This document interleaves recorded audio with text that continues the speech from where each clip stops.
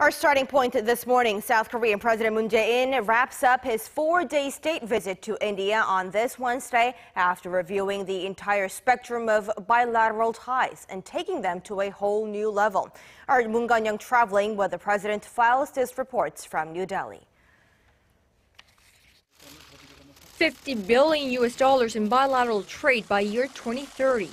That's a target the leaders of South Korea and India have set their eyes on as Asia's third and fourth largest economies vow to further expand economic cooperation. But trade is hardly the only area President Moon and Prime Minister Modi are determined to see improve in their bilateral ties.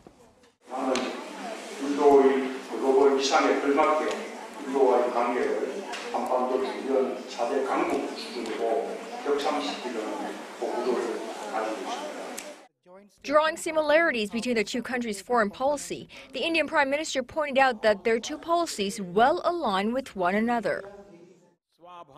I heartily welcome President Moon's belief that India-South Korea relation is a founding pillar of his new southern strategy.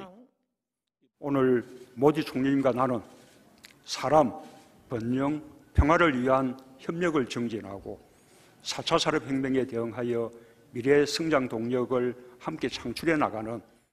To that end, the two leaders adopted a 17-point vision statement. In 4 big points, it eases visa processes to deepen cultural and people-to-people relations, sets a target of more than doubling trade volume and speedily concluding negotiations to upgrade SEPA, and peace. Nuclear proliferation links in East and South Asia are also a concern for India. We will provide whatever help is needed in reducing tensions. Finally, it vows to build a future together by joining forces to work towards Industrial Revolution 4.0.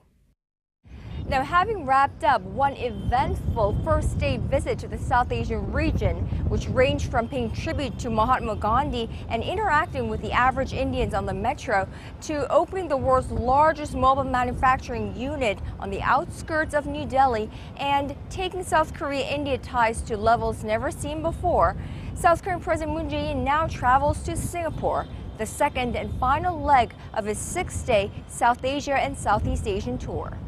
Traveling with the South Korean president, Moon Connyoung, Arirang News, New Delhi.